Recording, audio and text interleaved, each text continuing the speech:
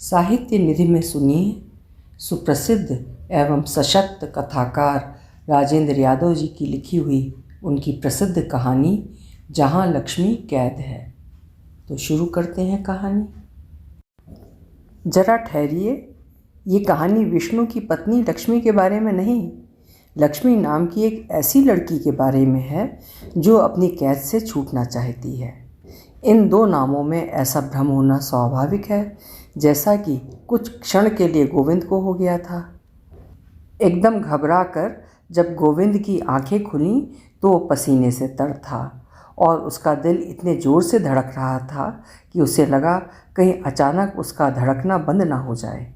अंधेरे में उसने 5-6 बार पलकें झपकीं। पहली बार तो उसकी समझ में ही ना आया कि वो कहाँ है, कैसा है। एकदम दिशा और स्थान का ज्ञान वो भूल गया। जब पास के हॉल की घड़ी ने 1 घंटा बजाया तो उसकी समझ में ही ना आया कि वो कहाँ है, वो स्वयं कहाँ है और घंटा कहाँ बज रहा है। फिर धीरे धीरे उसे ध्यान आया। उसने ज़ोर से अपने गले का पसीना पोंछा और उसे लगा उसके दिमाग में फिर वही खट खट गूंज उठी है जो अभी गूंज रही थी। पता नहीं सपने में या सचमुच ही अचानक गोविंद को ऐसा लगा था जैसे किसी ने किवाड़ पर 3-4 बार खट खट की हो और बहुत गिड़गिड़ा कर कहा हो, मुझे निकालो, मुझे निकालो। और वो आवाज़ कुछ ऐसे रहस्यमय ढंग से आकर उसकी चेतना को कोसने लगी कि वो बौखला कर जाग उठा। सचमुच ही वो किसी की आवाज़ थी या महज उसका भ्रम? फिर उसे धीरे धीरे याद आया कि यह भ्रम ही था और वो लक्ष्मी के बारे में सोचता हुआ ऐसा अभिभूत सोया था कि वो स्वप्न में भी छाई रही। लेकिन वास्तव में ये आवाज़ कैसी विचित्र थी, कैसी साफ थी। उसने कई बार सुना था कि अमुक स्त्री या पुरुष से स्वप्न में आकर कोई कहता था, मुझे निकालो, मुझे निकालो। फिर वो धीरे धीरे स्थान की बात ही बताने लगता था और वहाँ खुदवाने पर कढ़ाई या हांडी में भरे भरे सोने चांदी के सिक्के या माया उसे मिली और वो देखते देखते मालामाल हो गया। कभी कभी ऐसा भी हुआ कि किसी अनाधिकारी आदमी ने उस द्रव्य को निकलवाना चाहा तो उसमें कौड़ियाँ और कोयले निकले या फिर उसके कोढ़ फूट आया या घर में कोई मृत्यु हो गई। कहीं इसी तरह धरती के नीचे से कोई लक्ष्मी तो नहीं पुकार रही है। और वो बड़ी देर तक सोचता रहा। उसके दिमाग में फिर लक्ष्मी का किस्सा साकार होने लगा। वो मोहाच्छन्न सा पड़ा रहा। दूर कहीं दूसरे घड़ियाल ने फिर वही 1 घंटा बजाया। गोविंद से अब नहीं रहा गया। रजाई को चारों तरफ से बंद रखे हुए ही बड़े संभाल कर उसने कोहनी तक हाथ निकाला। लेटे ही लेटे अलमारी के खाने से किताब कॉपियों के बगल से उसने अधजली मोमबत्ती निकाली। वहीं कहीं से खोज कर दिया सलाई निकाली और आधा उठकर, ताकि जाड़े में दूसरा हाथ पूरा न निकालना पड़े, उसने 2-3 बार घिसकर दिया सलाई जलाई। मोमबत्ती रोशन की और पिघले मोम की बूंदें टपकाकर उसे दवात के ढक्कन के ऊपर जमा दिया। धीरे धीरे हिलती रोशनी में उसने देख लिया कि पूरे किवाड़ बंद हैं और दरवाजे के सामने वाली दीवार में बने जाली लगे रोशनदान के ऊपर दूसरी मंजिल से हल्की हल्की जो रोशनी आती है वो भी बुझ चुकी है। सब कुछ कितना शांत हो चुका है। बिजली का स्विच यद्यपि उसके तख्त के ऊपर ही लगा था, लेकिन एक तो जाड़े में रजाई समेत या रजाई छोड़कर खड़े होने का आलस्य, दूसरे लाला रूपाराम का डर। सुबह ही कहेगा, गोविंद बाबू बड़ी देर तक पढ़ाई हो रही है आजकल, जिसका सीधा अर्थ होगा कि बड़ी बिजली खर्च करते हो। फिर उसने चुपके से, जैसे कोई उसे देख रहा हो, तकिए के नीचे से रजाई के भीतर ही भीतर हाथ बढ़ाकर वो पत्रिका निकाल ली और गर्दन के पास से हाथ निकालकर उसने 47वें पन्ने को 20वीं बार खोलकर बड़ी देर तक घूरता रहा। 1 बजे की पठानकोट एक्सप्रेस जब दहाड़ती हुई गुजर गई तो सहसा उसे होश आया। 47 और 48 जो पन्ने उसके सामने खुले थे, उसमें जगह जगह नीली स्याही से कुछ पंक्तियों के नीचे लाइनें खींची गई थीं। यही नहीं, उस पन्ने का कोना मोड़कर उन्हीं लाइनों की तरफ विशेष रूप से ध्यान खींचा गया था। अब तक गोविंद उन या उनके आसपास की लाइनों को 20 बार से अधिक घूर चुका था। उसने शंकित निगाहों से इधर उधर देखा और फिर एक बार उन पंक्तियों को पढ़ा।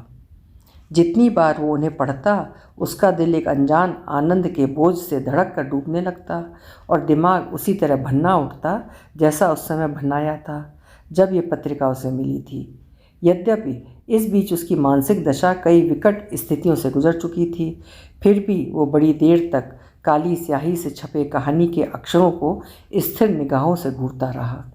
धीरे धीरे उसे ऐसा लगा ये अक्षरों की पंक्ति एक ऐसी खिड़की की जाली है जिसके पीछे बिखरे बालों वाली एक निरीह लड़की का चेहरा झांक रहा है। और फिर उसके दिमाग में बचपन में सुनी कहानी साकार होने लगी। शिकार खेलने में साथियों का साथ छूट जाने पर भटकता हुआ एक राजकुमार अपने थके मांदे घोड़े पर बिल्कुल वीराने में समुद्र के किनारे बने एक विशाल सुनसान किले के नीचे जा पहुंचा। वहाँ ऊपर की खिड़की में उसे एक अत्यंत सुंदर राजकुमारी बैठी दिखाई दी, जिसे एक राक्षस ने लाकर वहाँ कैद कर दिया था। छोटे से छोटे विवरण के साथ खिड़की में बैठी राजकुमारी की तस्वीर गोविंद की आंखों के आगे स्पष्ट और मूर्त हो गई, और उसे लगा जैसे वही राजकुमारी उन रेखांकित छपी लाइनों के पीछे से झांक रही है। उसके गालों पर आंसुओं की लकीरें सूख गई हैं, उसके होंठ पपड़ा गए हैं, चेहरा मुरझा गया है और रेशमी बाल मकड़ी के जाले जैसे लगते हैं। जैसे उसके पूरे शरीर से एक आवाज़ निकलती हो, मुझे छुड़ाओ, मुझे छुड़ाओ। गोविंद के मन में उस अनजान राजकुमारी को छुड़ाने के लिए जैसे रह रहकर कोई कुरेदने लगा। एक आध बार तो उसकी बड़ी प्रबल इच्छा हुई कि अपने भीतर रह रहकर कुछ करने की उत्तेजना को वो अपने तखत और कोठरी की दीवार के बीच में बची 2 फुट चौड़ी गली में घूम घूम कर दूर कर दे। तो क्या सचमुच लक्ष्मी ने ये सब उसी के लिए लिखा है? लेकिन उसने तो लक्ष्मी को देखा तक नहीं। अगर अपनी कल्पना में किसी जवान लड़की का चेहरा लाए भी तो आखिर वो कैसी हो? कुछ और भी तो बातें थीं कि वो लक्ष्मी के रूप में एक सुंदर लड़की के चेहरे की कल्पना करते डरता था। उसकी ठीक शक्ल, सूरत और उम्र भी तो उसे नहीं मालूम थी। गोविंद ये अच्छी तरह जानता था कि ये सब उसी के लिए लिखा गया है, ये लाइनें खींचकर उसी का ध्यान आकृष्ट किया गया है। फिर भी वो इस अप्रत्याशित बात पर विश्वास नहीं कर पाता था। वो अपने को इस लायक भी नहीं समझता था कि कोई लड़की इस तरह उसे संकेत करेगी। यूँ शहरों के बारे में उसने बहुत कुछ सुन रखा था, लेकिन ये सोचा भी नहीं था कि गांव से इंटर पास करके शहर आने के 1 हफ्ते में ही उसके सामने एक ऐसी सौभाग्यपूर्ण बात आ जाएगी। वो जब जब इन पंक्तियों को पढ़ता तब तब उसका सिर इस तरह चकराने लगता जैसे किसी 10 मंजिले मकान से नीचे झांक रहा हो। जब उसने पहले ये पंक्तियाँ देखी थीं तो इस तरह उछल पड़ा था जैसे हाथ में अंगारा आ गया हो। बात यह हुई कि वो चक्की वाले हॉल में ईंटों के तखत जैसे बने चबूतरे में बड़ी पुरानी काठ की संदूकची के ऊपर लंबा पतला रजिस्टर खोले दिन भर का हिसाब मिला रहा था। तभी लाला रूपाराम का सबसे छोटा 9-10 साल का लड़का राम स्वरूप उसके पास आ खड़ा हुआ। ये लड़का एक फटे पुराने से चेस्टर की, जो निश्चित ही किसी बड़े भाई के चेस्टर को कटवा कर बनाया गया होगा, जेबों में दोनों हाथों को ठूसे पास खड़ा होकर उसे देखने लगा। गोविंद जब पहले ही दिन आया था और हिसाब कर रहा था, तभी ये लड़का भी आ खड़ा हुआ था। उस दिन लाला रूपाराम भी थे, इसलिए सिर्फ ये दिखाने के लिए कि वो उनके सुपुत्र में भी काफ़ी रुचि रखता है, उसने उससे नियमानुसार नाम, उम्र और स्कूल क्लास इत्यादि पूछे थे। नाम रामस्वरूप, उम्र 9 साल, चुंगी प्राइमरी स्कूल में 4थे क्लास में पढ़ता है। फिर तो सुबह शाम गोविंद उस चेस्टर की छाया से ही जानने लगा। शक्ल देखने की ज़रूरत ही नहीं होती थी। चेस्टर के नीचे नेकर पहने होने के कारण उसकी पतली टांगें खुली रहती और पाँवों में पड़े पुराने किरमिच के जूते पहने रहता, जिनकी फटी निकली जीभों को देखकर उसे हमेशा दुम कटे कुत्ते की पूंछ का ध्यान हो आता था। थोड़ी देर उसका लिखना ताकते रहकर लड़के ने चेस्टर के बटनों के कसाव और छाती के बीच में रखी पत्रिका निकाल कर उसके सामने रख दी और बोला, मुंशी जी, लक्ष्मी जी ने कहा है हमें कुछ और पढ़ने को दीजिए। अच्छा, कल देंगे, मन ही मन भन्ना कर उसने कहा। यहाँ आकर उसे जो मुंशी जी का नया खिताब मिला, उसे सुनकर उसकी आत्मा खाक हो जाती। मुंशी नाम के साथ जो एक कान पर कलम लगाए, गोल मैली टोपी, पुराना कोट, मुड़े तुड़े आदमी की तस्वीर सामने आती है, उसे 20-22 साल का युवक गोविंद संभाल नहीं पाता। लाला रूपाराम उसी के गांव के हैं, शायद उसके पिता के साथ 2-3 जमात पढ़े भी थे। शहर आते ही आत्मनिर्भर होकर पढ़ाई चला सकने के लिए किसी ट्यूशन इत्यादि या छोटे पार्ट टाइम काम करने के लिए लाला रूपाराम से भी वो मिला था, तो उन्होंने अत्यंत उत्साह से उसके मृत बाप को याद करके कहा, भैया तुम तो अपने ही बच्चे हो, जहाँ हमारी चक्की का हिसाब किताब घंटे आध घंटे देख लिया करो और मज़े में चक्की के पास जो कोठरी है उसमें पड़े रहो, अपना पढ़ो, आटे की तो यहाँ कमी है ही नहीं। और अत्यंत कृतज्ञता से गदगद जब वो उनकी कोठरी में आ गया तो पहली रात हिसाब लिखने का ढंग समझाते हुए लाला रूपाराम मोतियाबिंद वाले चश्मे के मोटे मोटे कांचों के पीछे से मोरपंखी के चंदोवे सी दीखती आँखों और मोटे होठों से मुस्कुराते उसका सम्मान बढ़ाने को मुंशी जी कह बैठे तो वो चौंक गया। लेकिन उसने निश्चय कर लिया कि यहाँ जम जाने के बाद विनम्रता से इस शब्द का विरोध करेगा। राम स्वरूप से मुंशी जी नाम सुनकर उसकी भौहें तन गईं, इसलिए उसने उपेक्षा से उत्तर दिया था, कल जरूर दीजिएगा। राम स्वरूप ने फिर अनुरोध किया, हाँ भाई जरूर देंगे। उसने दांत पीसकर कहना चाहा लेकिन चुप ही रहा। वो अक्सर लक्ष्मी का नाम सुनता था, हालांकि उसकी कोठरी बिल्कुल सड़क की तरफ अलग ही पड़ती थी, लेकिन उसमें पीछे की तरफ जो एक जालीदार छोटा सा रोशनदान था वो घर के भीतर नीचे की मंजिल के चौक में खुलता था। लाला रूपाराम का परिवार ऊपर की मंजिल पर रहता था और नीचे सामने की तरफ पंचक्की थी। पीछे कई तरह की चीज़ों का स्टोर रूम था। इस लक्ष्मी नाम के प्रति उसे उत्सुकता और रुचि इसलिए भी बहुत थी कि चाहे कोठरी में हो या बाहर पंचक्की के हॉल में, हर 5वें मिनट पर उसका नाम विभिन्न रूपों में सुनाई देता था। लक्ष्मी बीबी ने ये कहा है, रुपए लक्ष्मी बीबी के पास हैं, चाबी लक्ष्मी बीबी को दे देना। और उसके जवाब में जो एक पतली तीखी सी अधिकारपूर्ण आवाज़ सुनाई देती थी उसे गोविंद पहचानने लगा था। अनुमान से उसने समझ लिया कि यही लक्ष्मी की आवाज़ है, लेकिन स्वयं कैसी है उसकी एक झलक भर देख पाने को उसका दिल कभी कभी बुरी तरह तड़प सा उठता। लेकिन पहले कुछ दिनों तक अपना प्रभाव जमाना था, इसलिए वो आंखें उठाकर भी भीतर देखने की कोशिश न करता।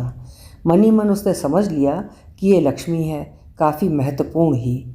दिक्कत ये थी कि भीतर कुछ दिखाई भी तो नहीं देता था। सड़क के किनारे 3-4 दरवाजे वाले इस चक्की के हॉल के बाद एक 8-10 फुट लंबी गली थी, तब फिर भीतर चौक था। पहली मंजिल काफ़ी ऊंची और मजबूत थी और चौक के ऊपर लोहे का जाल पड़ा था। उस पर से ऊपर वाले लोग जब गुजरते थे तो लोहे की झंझनाहट से पहले तो उसका ध्यान हर बार उधर चला जाता था। कभी कभी बच्चे तो और भी उछल उछल कर उस पर कूदने लगते थे। यहाँ से तो जब तक किसी बहाने पूरी गली न पार की जाए कुछ भी दिखना संभव नहीं था। चूँकि गुसलखाना और नल इत्यादि उसी चौक में थे, जिनकी वजह से नीचे प्रायः सीलन और गीलापन रहता था, इसलिए सुबह चौक में जाते हुए अत्यंत सीधे लड़के की तरह निगाहें नीचे किए हुए भी वो ऊपर की स्थिति को भांपने का प्रयत्न करता था। ऊपर सिर उठाकर आंख भर देख पाने की उसमें हिम्मत न थी। अपनी कोठरी का एकमात्र दरवाज़ा बंद करके तखत पर चढ़कर मकड़ी के जाले और धूल से भरे जालीदार रोशनदान से झांककर उसने वहाँ की स्थिति को भी जानने की कोशिश की थी, लेकिन एक कमबख्त जाली कुछ इस ढंग से बनी थी कि उसके फोकस में पूरा सामने वाला छज्जा और 1-8 फुट लोहे का जाल भर आता था। वहाँ कई बार उसे लगा जैसे 2 छोटे छोटे तलवे गुजरे। बहुत कोशिश करने पर टखने दिखे। हाँ, है तो किसी लड़की के ही पैर, क्योंकि साथ में धोती का किनारा भी झलका था। उसने एक गहरी सांस ली और तखत से उतरते हुए बड़े एक्टराना अंदाज में छाती पर हाथ मारा और बुदबुदाया, अरे लक्ष्मी जालिम, एक झलक तो दिखा देती। मुंशी जी तुम तो देख रहे हो, लिखते क्यों नहीं? राम स्वरूप ने जब देखा कि गोविंद धीरे धीरे होल्डर का पिछला हिस्सा दांतों में ठोकता हुआ हिसाब की कॉपी में कुछ अपलक घूर रहा है, तो पता नहीं कैसे ये बात उसकी समझ में आ गई कि वो जो कुछ सोच रहा है उसका संबंध सामने रखे हिसाब से नहीं है। उसने चौंक कर लड़के की तरफ देखा और चोरी पकड़े जाने पर झेप कर मुस्कुराया। तभी अचानक एक बात उसके दिमाग में कौंधी, ये लक्ष्मी राम स्वरूप की बहन ही तो है, जरूर उसका चेहरा इससे काफ़ी मिलता जुलता होगा। इस बार उसने ध्यान से राम स्वरूप का चेहरा देखा कि वो सुंदर है या नहीं, फिर अपनी बेवकूफ़ी पर मुस्कुरा कर एक अंगड़ाई ली। चारों तरफ ढीले हुए कंबल को फिर से चारों ओर से कस लिया और अप्रत्याशित प्यार से बोला, अच्छा मुन्ना, कल सुबह दे देंगे। उसकी इच्छा हुई कि वो लक्ष्मी के बारे में कुछ बात करे, लेकिन सामने चौकीदार और मिस्त्री काम कर रहे थे। असल में आज वो बहुत थक भी गया था। अचानक व्यस्त होकर बोला और जल्दी जल्दी हिसाब करने लगा। दुनिया भर की सिफारिशों के बाद उसका नाम कॉलेज के नोटिस बोर्ड पर आ गया कि वो ले लिए गए लड़कों में से है। आते समय कुछ किताबें और कॉपियाँ भी खरीद लाया था। सो आज वो चाहता था कि जल्दी से जल्दी अपनी कोठरी में लेटे और कुछ आगे पीछे की बातें, दुनिया भर की बातें सोचता हुआ सो जाए। सोचे लक्ष्मी कौन है, कैसी है, वो उसके बारे में किससे पूछे। कोई उसका हम उम्र और विश्वास का आदमी भी तो नहीं है। किसी से पूछे और रूपाराम को पता चल जाए तो। लेकिन अभी तीसरा ही दिन तो है। मन ही मन उसने अपने पास रखी पत्रिकाओं और कहानी की पुस्तकों की गिनती करते हुए वो सोचने लगा कि इस बार उसे कौन सी देनी है। आगे जाकर जब काफ़ी दिन हो जाएंगे तो वो चुपचाप उनमें एक छोटा सा पत्र रख दिया करेगा, जो किसी दोस्त के नाम लिखा गया होगा या उसकी भाषा ऐसी होगी कि पकड़ में ना आ सके। भूल से चला गया, पकड़े जाने पर वो आसानी से कह सकेगा। उसे तो ध्यान भी नहीं था कि वो पर्चा इसमें रखा है। 20 जवाब हैं। अपनी चालाक बेवकूफ़ी की कल्पना पर वो मुस्कुराने लगा। जिसके विषय में वो इतना सब सोचता है, ये उसी लक्ष्मी के पास से आई हुई पत्रिका है। उसने इसे अपने कोमल हाथों से छुआ होगा। तकिए के नीचे सिरहाने भी ये रही होगी। लेट कर पढ़ते हुए हो सकता है सोचते सोचते छाती पर ही रखकर सो गई हो और उसका तन मन गुदगुदा उठा। क्या लक्ष्मी उसके विषय में बिल्कुल ही ना सोचती होगी? हिसाब लिखने की व्यस्तता में भी उसने गर्दन मोड़कर एक हाथ से पत्रिका के पन्ने पलटने शुरू किए और एक कोना मुड़े पन्ने पर अचानक उसका हाथ टिटक गया। ये किसने मोड़ा है? 1 मिनट में हजारों बातें उसके दिमाग में चक्कर लगा गईं। उसने पत्रिका उठाकर हिसाब की कॉपी पर रख ली। मुड़ा पन्ना पूरा खुला था। छपे पन्ने पर जगह जगह नीली स्याही के निशान देखकर चौंक पड़ा। ये किसने लगाए हैं? उसे खूब अच्छी तरह ध्यान है, ये पहले नहीं थे। मैं तुम्हें प्राणों से अधिक प्यार करती हूँ, उसने एक नीली लाइन के ऊपर पढ़ा। ऐं, ये क्या चक्कर है?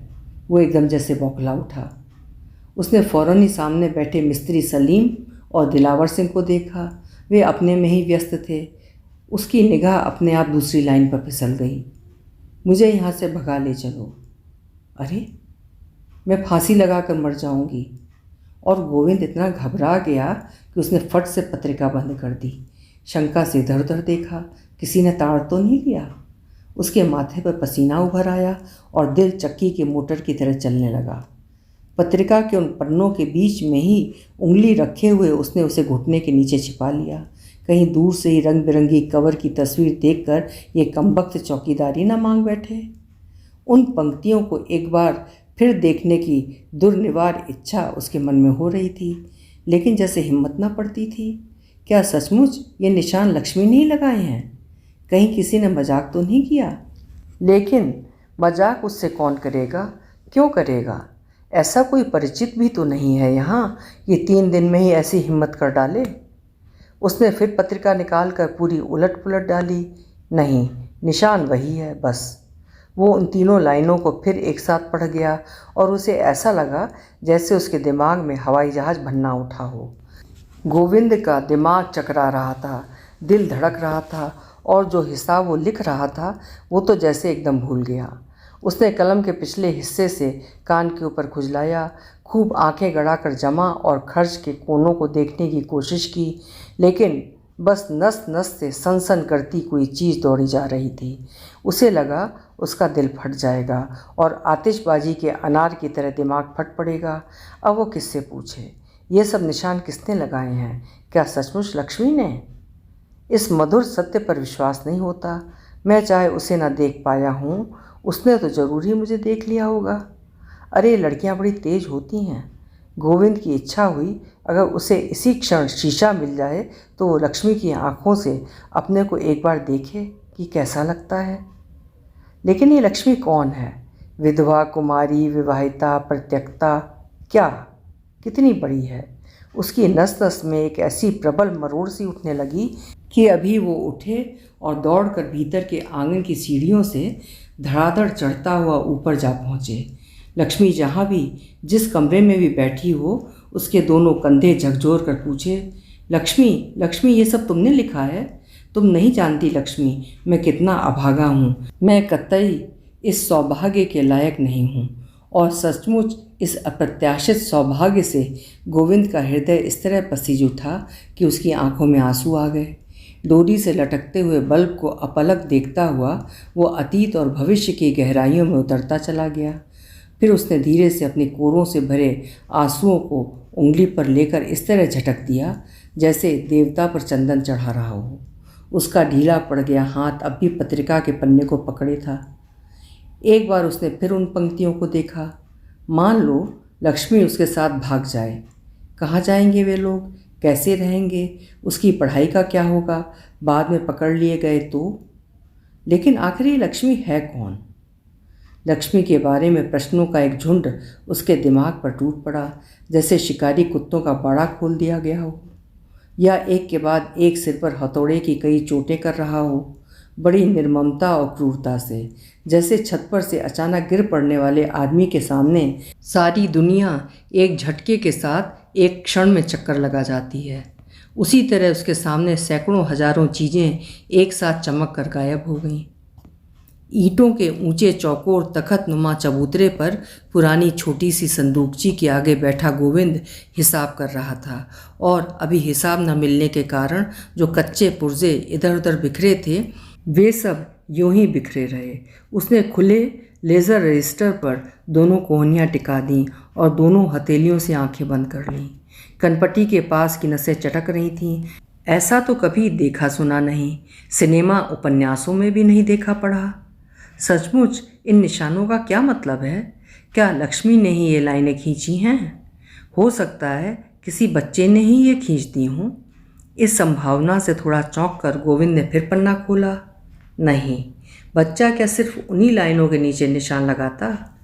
और लकीरें इतनी सधी और सीधी हैं कि किसी बच्चे की हो ही नहीं सकती। किसी ने उसे व्यर्थ परेशान करने को तो निशान नहीं लगा दिए। हो सकता है वो लक्ष्मी बहुत चुहलबाज हो और उसे जरा छकाने को उसी ने सब किया हो। यद्यपि गोविंद इस तरह आंखें बंद किए सोच रहा था, लेकिन मन ही मन डर रहा था कि मिस्त्री और दरबान उसे देखकर कुछ समझ न जाएं। सबसे बड़ा डर उसे लाला रूपाराम का था। अभी रुई भरी सकरपारों वाली सिलाई की, मैली सी पूरी बाहों की मिर्जई पहने और उस पर मैली चीकट युगों पुरानी अंडी लपेटे धीरे धीरे हाँफते हुए बेंत टेकते बड़े कष्ट से सीढ़ियाँ उतर कर वे आएंगे। अचानक बेंत की खटखट से चौंक कर उसने जो आंखों के आगे से हाथ उठाए तो देखा सच्ची लाला रूपाराम चले आ रहे हैं। अरे कमबख्त, याद करते ही आ पहुँचा। बैठे हुए देख तो नहीं लिया? उसने झट पत्रिका को घुटने के नीचे और भी नीचे सरका लिया और सामने फैले पुर्जों पर आंखें टिकाकर व्यस्त हो उठा। मिस्त्री और चौकीदार की खुसर फुसर बंद हो गई। गली सी पार करके लाला रूपाराम ने प्रवेश किया। मोटे मोटे शीशों के पीछे से उनकी आंखें बड़ी होकर भयंकर दिखती थीं। आंखों और पलकों का रंग मिलकर ऐसा दिखाई देता था जैसे पीछे मोरपंख के चंदोवे लगे हों। सिर पर रुई भरा ही कंटोपा था।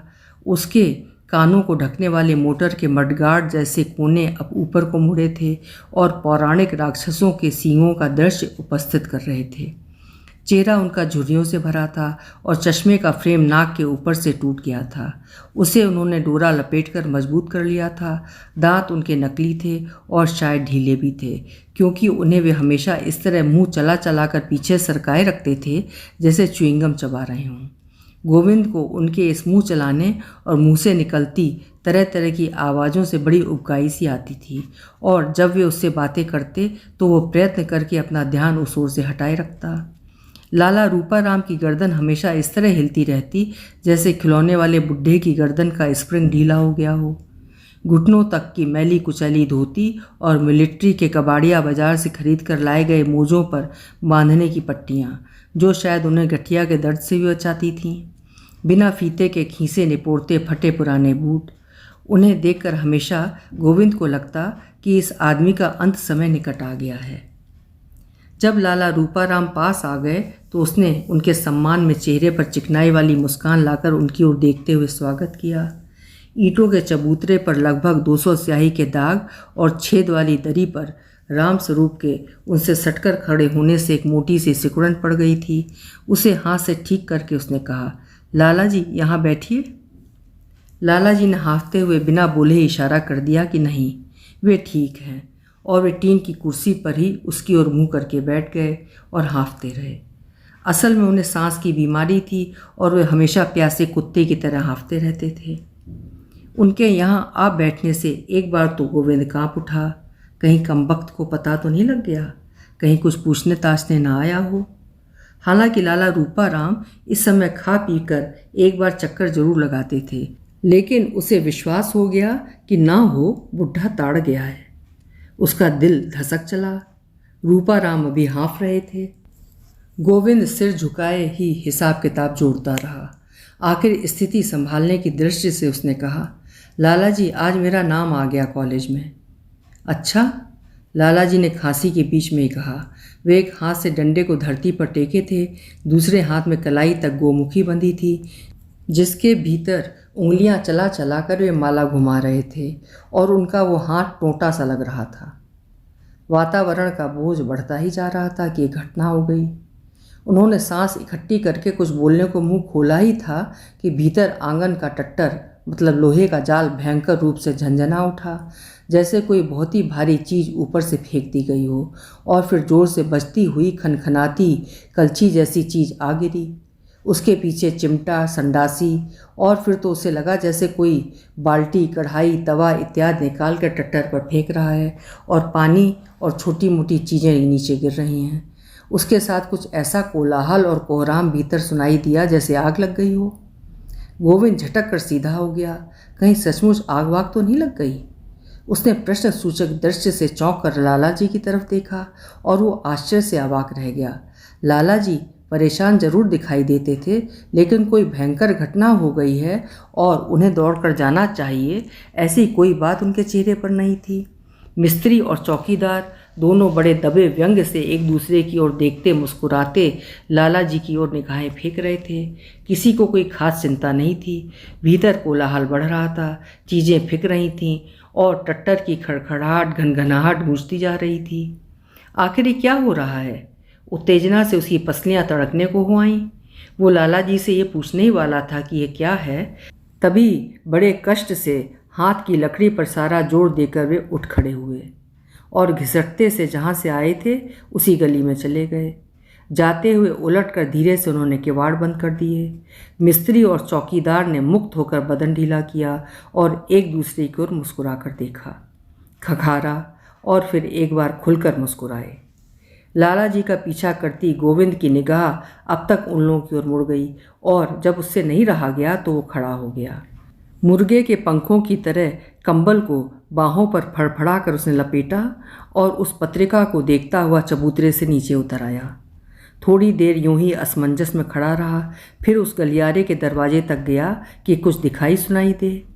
कोलाहल में 4-5 आवाज़ें एक साथ किवाड़ की दरार से घुटी घुटी सुनाई दीं और उनमें सबसे तेज आवाज़ वही थी जिसे वो लक्ष्मी की आवाज़ समझता था। हे भगवान, क्या हो गया? कोई कहीं से गिर पड़ा? आग लग गई? सांप बिच्छू ने काट लिया? लेकिन जिस तरह वे लोग बैठे देख रहे थे उससे तो ऐसा लगता था जैसे कोई खास बात नहीं है। कमबख्त किवाड़ क्यों बंद कर गया? इस वक्त टट्टर इस तरह धमाधम बज रहा था जैसे उस पर कोई तांडव नृत्य कर रहा हो। उसे ऊंची चीखती महीन आवाज़ में वो नारी कंठ जिसे वो लक्ष्मी की आवाज़ समझता था, इतना तेज़ और ज़ोर से बोल रहा था कि लाख कोशिश करने पर भी वो कुछ नहीं समझ सका। परेशान क्यों हो रहे हो बाबूजी? चौकीदार की आवाज़ सुनकर वो एकदम सीधा खड़ा हो गया। मुस्कुराता हुआ कह रहा था, आज चंडी चेत रही है। उसकी इस बात पर मिस्त्री हंसा। गोविंद बुरी तरह झुंझला गया।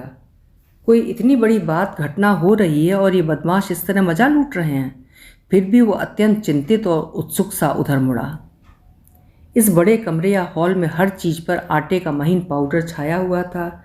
एक और आटे में नहाई चक्की काले पत्थर के बने हाथी की तरह चुपचाप खड़ी थी और उसका पिसे आटे को संभालने वाला गिलाफ सा सूंड की तरह लटका था। उसी की सीध में दूसरी दीवार के नीचे मोटर लगी थी, जहाँ से एक चौड़ा पट्टा चक्की को चलाता था।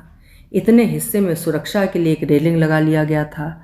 सामने की दीवार में चिपके लंबे चौड़े लाल चौकोर तख्ते पर एक खोपड़ी और 2 हड्डियों के क्रॉस के नीचे खतरा और डेंजर लिखे थे।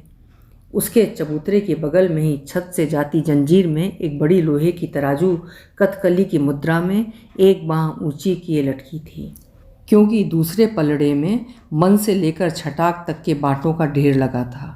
यद्यपि लाला रूपाराम अक्सर चौकीदार को डांटते थे कि रात में उतार कर रख दिया कर, लेकिन किसी किसी दिन आधी रात तक चक्की चलती और दुकान दफ्तर वाले तो सुबह 5 बजे ही आने लगते। उस समय बर्फ़ जैसी ठंडी तराजू को छूना और टांगना दिलावर सिंह को अधिक पसंद नहीं था। वो उसे ये कहकर टाल देता कि लड़ाई में सुबह ही सुबह काफ़ी ठंडी बंदूकें लेकर मार्च और परेड कर लिया, अब क्या ज़िंदगी भर ठंडा लोहा ही छूना उसकी किस्मत में बता है। इसलिए वो उसे टंगी ही रहने देता। हालांकि ठीक बीच में होने के कारण वो जब भी दरवाज़ा खोलने उठता तो खुद ही उससे टकराता, उलझता और रात के एकांत में फौजी गालियों का स्वागत भाषण करता। पुराना कैलेंडर, एक और पिसाई के लिए भरे अन्न या पिसे आटे के बोरे, कनस्तर, पोटलियाँ और ऊपर चढ़कर अन्न डालने का एक मजबूत सा स्टूल।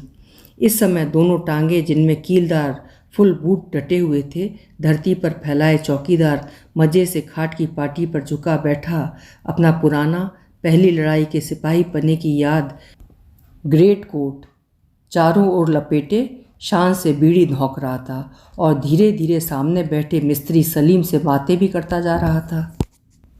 उसके और मिस्त्री के बीच में एक बरोसी चल रही थी। जब कभी ध्यान आ जाता तो पास रखे कोयले लकड़ी कुछ डाल देता और कभी कभी अत्यंत निस्पृहता से हाथ या पांव उस दिशा में बढ़ाकर गर्मी सोखता।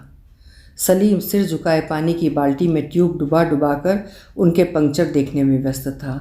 उसके आसपास 10-12 काले काले लाल ट्यूब, रबर की कतरनें, कैंची, पेंच, पलास, सॉल्यूशन, चमड़े की पेटी और एक और टायर लटके 10-12 साइकिल के पहियों का ढेर था। अपने इस सामान से उसने आधे से ज़्यादा कमरा घेर लिया था। जब गोविंद उसके पास आया तो सिर झुकाए हुए ही हंसता हुआ ट्यूब का पंक्चर पकड़ कान में लगी कॉपिंग पेंसिल को थूक से गीला करते हुए, हालांकि ट्यूब पानी से भीगा था और सामने बाल्टी भरा पानी भी रखा था, निशान लगाता हुआ जवाब दे रहा था। ये कहा जमादार साहब ने। फिर एक भौं को जरा तिरछी करके बोला, लाला कुछ नामा ढीला करे तो उसकी लड़की पर जिनका साया है, उसका इलाज तो हम अपने मौलवी बदरुद्दीन साहब से मिनटों में करा दें। गोविंद का माथा ठनका। लाला की किसी लड़की पर क्या कोई देवी आती है? उसे अपने गांव की एक ब्राह्मणी विधवा तारा का एकदम ध्यान हो आया। उसे भी जब देवी आती थी तो घर के बर्तन उठा उठा कर फेंकती थी। उसका सारा बदन ऐंठने लगता था, मुंह से झाग आने लगते थे, गर्दन मरोड़ खाने लगती थी, आंखें और जीभ बाहर निकलने लगती थीं। कौन लड़की है लाला जी की? लक्ष्मी तो नहीं? भगवान करे लक्ष्मी ना हो।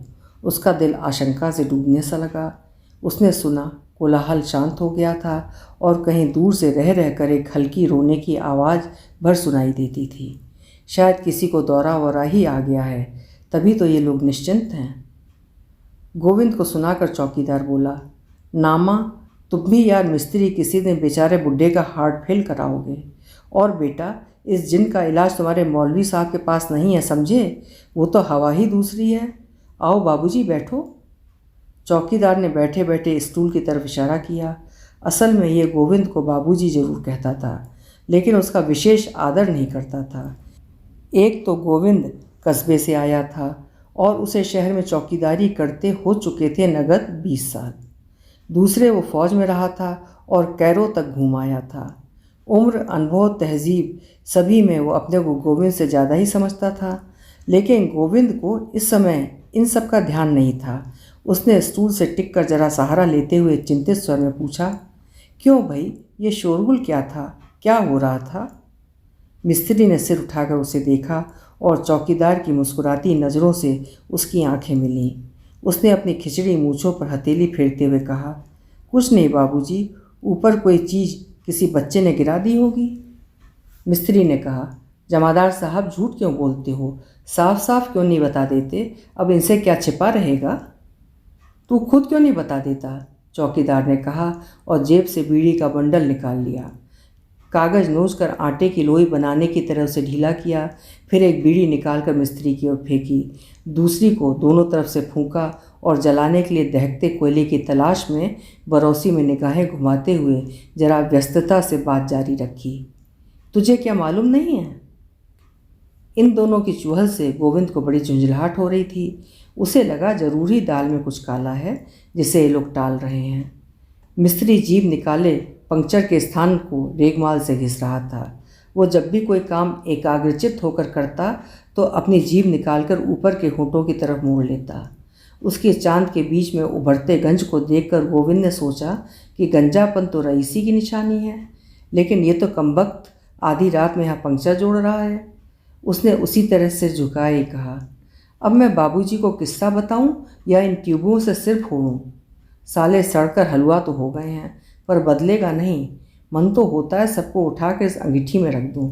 होगा सुबह जो देखा जाएगा। ये इतने ट्यूब हैं काहे के? जरा आत्मीयता जताते हुए गोविंद ने पूछा। हालत तो सचमुच इनकी बड़ी खराब हो रही है। आपको नहीं मालूम? इस बार काम छोड़कर मिस्त्री ने गौर से गोविंद को देखा। ये आपके लाला जी के जो 2 दर्जन रिक्शा चलते हैं उनका कूड़ा है। ये तो होता नहीं कि इतने रिक्शे हैं, रोज़ टूट फूट मरम्मत होती ही रहती है। हमेशा के लिए लगा ले एक मिस्त्री, दिन भर की छुट्टी हुई सो तो होगा नहीं। ट्यूब टायर मेरे सिर हैं और बाकी टूट फूट मिस्त्री अली अहमद ठीक करते हैं। फिर उसने यूं ही पूछा, आप बाबूजी नए आए हैं? हाँ, 2-3 दिन ही तो हुए हैं। मैं यहाँ पढ़ने आया हूँ, गोविंद ने कहा। उसके पेट में खलबलाहट मच रही थी, लेकिन वो नए सिरे से पूछने को सूत्र खोज रहा था। तभी तो, मिस्त्री बोला, तभी तो आप ये सब पूछ रहे हैं। रात को इसका हिसाब रखते हैं ना?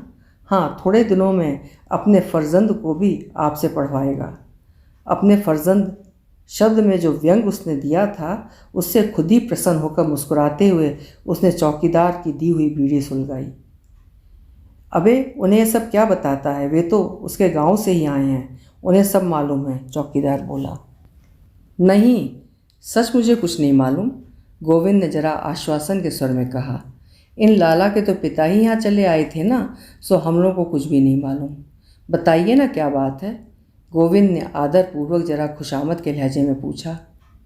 शायद उसकी जिज्ञासु व्याकुलता से प्रभावित होकर ही मिस्त्री बोला, अजी कुछ नहीं, लाला की बड़ी लड़की जो है ना, उसे मिर्गी का दौरा आता है। कोई कहता है उसे हिस्टीरिया है, पर हमारा तो कयास ये है बाबूजी, दौरा वौरा कुछ नहीं, उस पर किसी आसेव का साया है। उस बेचारी को तो कुछ होश रहता नहीं। विधवा है? जल्दी से बात काटकर गोविंद धक धक करते दिल से पूछ बैठा, हाय लक्ष्मी ही ना हो। इस बार पुनः दोनों की निगाहों का आपस में टकरा कर मुस्कुराना उससे छिपा न रहा। बीड़ी के लंबे कश के धुएं को लील कर इस बार चौकीदार जबरदस्ती गंभीर बनकर बोला, अजी इसने उसकी शादी ही कहाँ की है? नाम क्या है? गोविंद से नहीं रहा गया। लक्ष्मी। लक्ष्मी? उसके मुंह से निकल गया और जैसे एकदम उसकी सारी शक्ति किसी ने सोख ली हो। जिज्ञासा और उत्तेजना से तना शरीर ढीला पड़ गया। चौकीदार इस बार अत्यंत ही रहस्यमय ढंग से हंसा, जैसे कह रहा हो, अच्छा तुम भी जानते हो? गोविंद के मन में स्वाभाविक प्रश्न उठा, उसकी उम्र क्या है? लेकिन चौकीदार ने पूछा, तो सचमुच बाबूजी आप इनके घर के बारे में कुछ भी नहीं जानते? नहीं तो भाई, मैंने बताया तो, मैं इनके बारे में कुछ भी कतई नहीं जानता। एक तरह से आत्मसमर्पण के भाव से गोविंद बोला। लेकिन लक्ष्मी का किस्सा तो सारे शहर में मशहूर है, चौकीदार बोला। आप शायद नए नए आए हैं, यही वजह है। फिर मिस्त्री की ओर देख कर बोला, क्यों मिस्त्री साहब, तो बाबूजी को किस्सा बता ही दूँ? अरे लो, ये भी कोई पूछने की बात है, इसमें छिपाना क्या? यहाँ रहेंगे तो कभी ना कभी जान ही जाएंगे। अच्छा तो फिर सुन ही लो यार, तुम भी क्या कहोगे? चौकीदार ने आनंद में आकर कहना शुरू किया, आप शायद जानते हैं ये हमारा लाला शहर का मशहूर कंजूस और मशहूर रईस है। ला मुहाला जो कंजूस होगा वो रईस तो होगा ही, मिस्त्री बोला। नहीं मिस्त्री साहब, पूरा किस्सा सुनना हो तो बीच में मत टोको। चौकीदार इस हस्तक्षेप पर नाराज हो गया। अच्छा अच्छा सुनाओ, मिस्त्री बुड्ढों की तरह मुस्कुराया। इसकी ये चक्की है ना, साहलगों में इस पर हजारों मन पिसता है। वैसे भी 200-250 मन तो कम से कम पिसता ही है रोज़। अफसरों और क्लर्कों को कुछ खिला पिलाकर लड़ाई के ज़माने में इसे मिलिट्री के कुछ ठेके मिल ही जाते थे। आप जानो, मिलिट्री का ठेका तो जिसके पास आया सो बना। आप उन दोनों देखते, लक्ष्मी फ्लोर मिल के हल्ले, बोरे यूँ चुने रहते थे जैसे मोर्चे के लिए बालू भर भर कर रख दिए गए हों। उसमें इसने खूब रुपया पीटा। मिलिट्री के गेहूँ बेच दिए औने पौने भाव और रद्दी सस्ते वाले खरीद कर कोटा पूरा किया। उसमें खड़ियाँ मिला दी। पिसाई के उल्टे सीधे पैसे तो इसने मारे ही। ब्लैक, 420, चोरी, क्या क्या इसने नहीं किया। इसके अलावा एक बहुत बड़ी साबुन की फैक्ट्री और काफ़ी बड़ा जूतों का कारखाना भी इसका है। उसे इसके बेटे संभालते हैं। 25-30 रिक्शे और 5 मोटर ट्रक चलते हैं। 10-12 से ज़्यादा इसके मकान हैं जिनका किराया आता है। रुपए सूद पर देता है। शायद गांव में भी काफ़ी ज़मीन इसने ले रखी है। एक काम है साले का, इसका तो हमें पता है, बाकी इसकी असली आमदनी का तो कोई भी नहीं जानता। कुछ ना कुछ करता ही रहता है, भगवान ही जाने। रात दिन किसी न किसी तिकड़म में लगा ही रहता है। करोड़ों का आसामी है और सबसे ताज्जुब की बात तो ये है कि ये सब सिर्फ इसी 25-26 साल में जमा की हुई रकम है। चौकीदार दिलावर सिंह मिलिट्री में रह आने के कारण खूब बातूनी था और मोर्चे के अपने अफसरों के किस्सों को, अपनी बहादुरी के कारनामों को खूब नमक मिर्च लगाकर इतनी बार सुना चुका था कि उसे कहानी सुनाने का मुहावरा हो गया था। हर बात के उतार चढ़ाव के साथ उसकी आंखें और चेहरे की भंगिमाएँ बदलती रहती थीं। उसकी बातें गौर और रुचि से सुनते हुए भी गोविंद के मन में एक बात टकराई। लक्ष्मी को दौरे आते हैं, कहीं ऐसा तो नहीं उसने जो ये निशान लगाकर भेजे हैं ये भी दौरे की दशा में ही लगाए हों और उनका कोई विशेष गहरा अर्थ ना हो। इस बात से सचमुच उसे बड़ी निराशा हुई। फिर भी उसने ऊपर से आश्चर्य प्रकट करके पूछा, सिर्फ 25-26 साल? नई बीड़ी जलाते हुए चौकीदार ने जरा जोर से सिर हिलाया। गोविंद ने सोचा, और लक्ष्मी की उम्र क्या होगी? और कंजूसी की तो हद आपने देखी ली होगी। बुढ़ा हो गया है, सांस का रोग हो रहा है, सारा बदन कांपता है, लेकिन एक पैसे का भी फ़ायदा देखेगा तो 10 मील धूप में हांफता हुआ पैदल जाएगा। क्या मजाल है जो सवारी कर ले। गर्मी आई तो पूरा शरीर नंगा, कमर में धोती, आधी पहने आधी बदन में लपेटे। जाड़ा हुआ तो यही ड्रेस, बस इसी में पिछले 10 साल से तो मैं देख रहा हूँ। कभी किसी मकान की मरम्मत ना कराना, सफ़ेदी सफाई ना कराना, और हमेशा यही ध्यान रखना कि कौन कितनी बिजली खर्च कर रहा है, कहाँ बेकार नल या पंखा चल रहा है। लड़का है तो उसे मुफ्त के चुंगी के स्कूल में डाल दिया है, लड़की घर में बिठा रखी है। एक एक पैसे के लिए घंटों रिक्शा वालों ट्रक वालों से लड़ना, बहसें करना और चक्की वालों की नाक में दम रखना। उन्हें दिन रात ये सिखाना कि किस चालाकी से आटा बचाया जा सकता है। 20 रुपए का आटा रोज़ होटल वालों को बिकता है सुहलत। जिस दिन से चक्की खुली है घर के लिए तो आटा बाज़ार से आया ही नहीं। आप विश्वास कीजिए, कम से कम 12-15 हज़ार की आमदनी होगी इसकी, लेकिन सूरत देखिए, मक्खियाँ भिनभिनाती रहती हैं। किसी आने जाने वाले के लिए एक कुर्सी तक नहीं, पान सुपारी की तो बात ही दूर है। कौन कह देगा कि ये पैसे वाला है। ये उम्र होने को आई, सुबह से शाम तक बस पैसे के पीछे हाय हाय। दुनिया के किसी और काम से मतलब ही नहीं। सभा हो, सोसाइटी हो, हड़ताल हो, छुट्टी हो, कुछ भी हो, लेकिन लाला रूपाराम अपनी ही धुन में मस्त। नौकरों को कम से कम देना पड़े इसलिए खुद ही उनके काम देखता है। मुझसे तो कुछ इसलिए नहीं कहता है कि मुझ पर थोड़ा विश्वास है, दूसरे मेरी ज़रूरत सबसे बड़ी है, लेकिन बाकी हर नौकर रोता है इसके नाम को।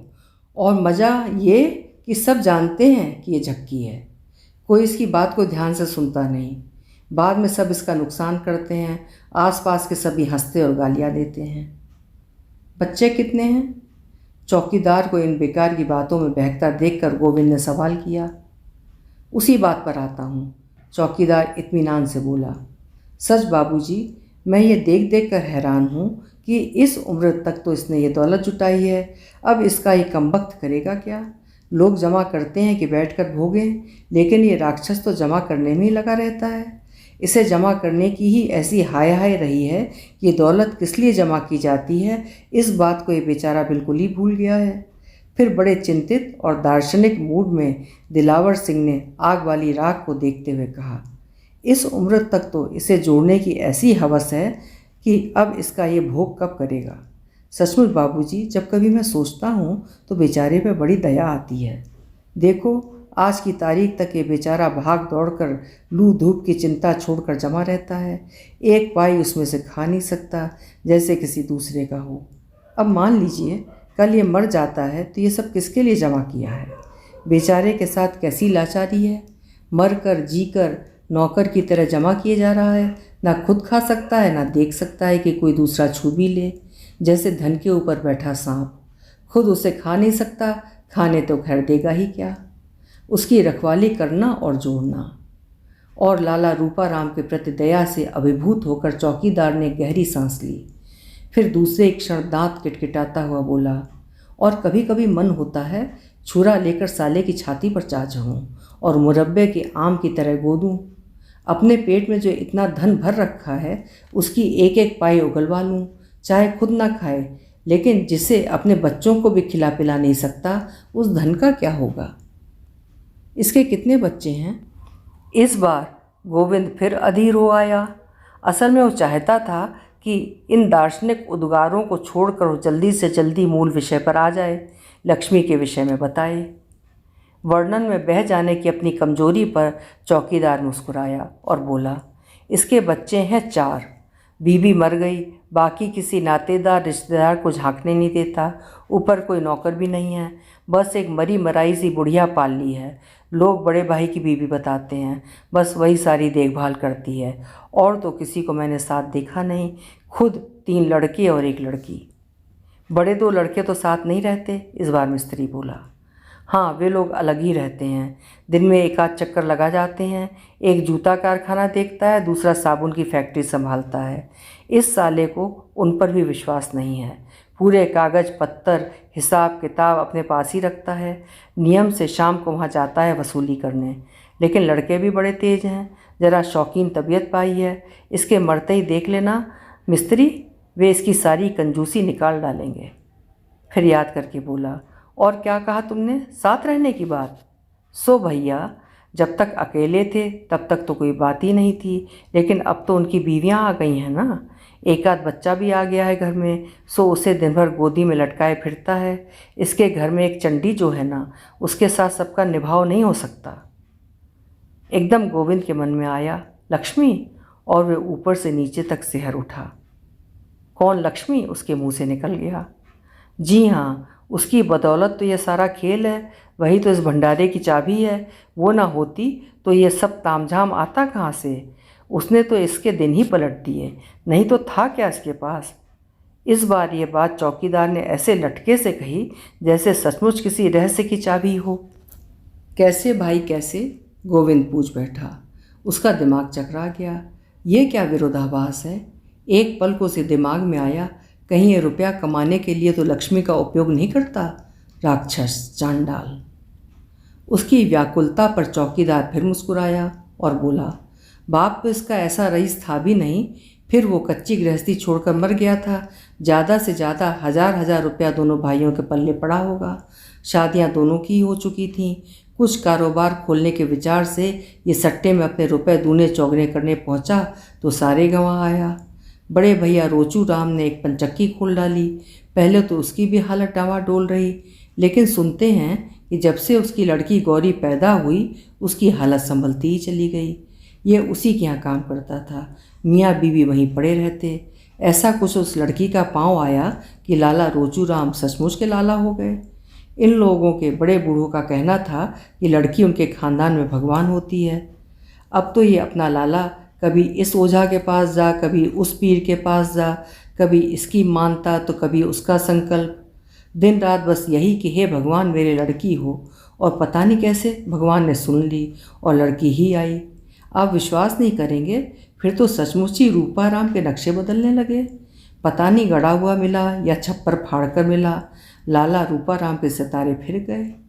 इसे विश्वास होने लगा कि ये सब इसी की कृपा है और वास्तव में ये कोई देवी है। उसने इसका नाम लक्ष्मी रखा और साहब कहना पड़ेगा कि लक्ष्मी सचमुच लक्ष्मी ही बनकर आई। थोड़े दिन में ही लक्ष्मी फ्लोर मिल अलग बन गई। अब तो इसका ये हाल कि वो मिट्टी भी छू दे तो सोना बन जाए, कंकड़ उठा ले तो हीरा दिखे। फिर आ गई लड़ाई और इसके छक्के पंजे हो गए। इसे ठेके मिलने लगे। समझिए एक के बाद एक मकान खरीदे जाने लगे। सामान लाने ले जाने वाले ट्रक आए। उधर रोचूराम भी फल रहा था और दोनों भाई गर्व से कहते थे, हमारे यहाँ लड़कियाँ लक्ष्मी बनकर ही आती हैं। लेकिन फिर एक ऐसा वाक़या हो गया कि तस्वीर की शक्ल ही बदल गई।